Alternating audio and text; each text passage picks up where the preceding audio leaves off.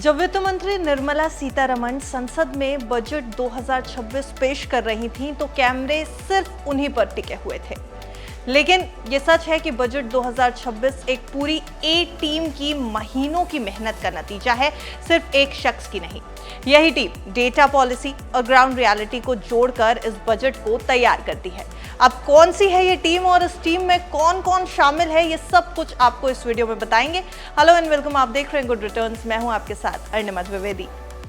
इस टीम की लीडर खुद निर्मला सीतारमण है, यानी देश की फाइनेंस मिनिस्टर, जिन्होंने लगातार 9वीं बार यूनियन बजट पेश किया है। बजट 2026 की ओवरऑल डायरेक्शन, टैक्स और स्पेंडिंग का बैलेंस और बड़े रिफॉर्म्स पर फाइनल कॉल उन्हीं का होता है हर साल। ग्लोबल अनसर्टेनिटी, इन्फ्लेशन प्रेशर और ग्रोथ की जरूरतों के बीच उन्होंने ये इंश्योर किया कि फिस्कल डिसिप्लिन बना रहे और डेवलपमेंट भी स्लो ना हो। और उसके बाद संसद में जब उन्होंने बजट पेश किया तो देश भर की निगाहें उन पर टिक गई। वैसे बजट 2026 की economic thinking chief economic advisor doctor V Anantha Nageswaran ने तैयार की है। इकोनॉमिक सर्वे 2025-26 के जरिए उन्होंने ग्रोथ, जॉब्स, इन्फ्लेशन और डेट टू जीडीपी रेशियो पर साफ पिक्चर दी। उनके इनपुट्स की वजह से बजट में कैपिटल इन्वेस्टमेंट को पुश मिला और साथ ही फिस्कल कंसोलिडेशन पर भी फोकस रहा। Economic affairs secretary Anuradha Thakur इस बजट की मेन आर्किटेक्ट हैं। Government borrowing strategy, fiscal targets, capex planning और फाइनेंशियल सेक्टर से जुड़े कई की डिसीजंस उन्हीं के सुपरविजन में लिए गए।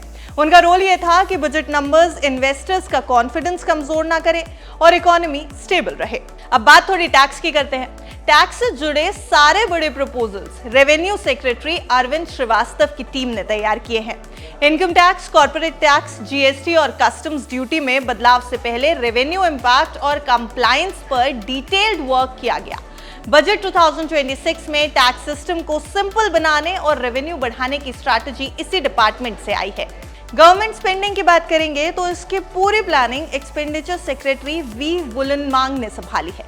रोड्स, रेलवेज, डिफेंस और डिजिटल इंफ्रास्ट्रक्चर में कैपिटल एक्सपेंडिचर को प्रायोरिटी दी गई, जबकि सब्सिडीज और रेवेन्यू स्पेंडिंग पर कंट्रोल रखा गया।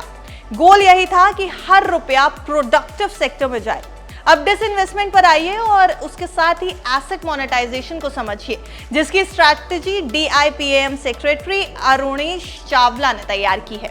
बजट 2026 में नॉन टैक्स रेवेन्यू बढ़ाने और फिस्कल डेफिसिट को कंट्रोल में रखने में उनका कंट्रीब्यूशन इंपॉर्टेंट रहा। Financial services secretary M Nagaraju ने बैंकिंग और फाइनेंशियल सेक्टर रिफॉर्म्स पर फोकस किया। एमएसएमईज और इंडस्ट्रीज को बेहतर क्रेडिट फ्लो, बैंक्स की स्टेबिलिटी और ओवरऑल फाइनेंशियल सिस्टम के स्ट्रेंथ बजट 2026 के की पिलर्स रहे। पॉलिटिकल और parliamentary coordination minister of state for finance Pankaj Chaudhary ने संभाला। वहीं senior officer K Moses Chalai ने पॉलिसी कोऑर्डिनेशन और एग्जीक्यूशन में सपोर्ट दिया। तो ये थी वित्त मंत्री निर्मला सीतारमण की ए टीम, जिसने months of planning, data analysis और स्ट्रैटेजिक डिसीजंस के जरिए बजट 2026 को शेप दिया और आपके सामने खुद फाइनेंस मिनिस्टर ने 1 फरवरी 2026 को इसको पेश किया।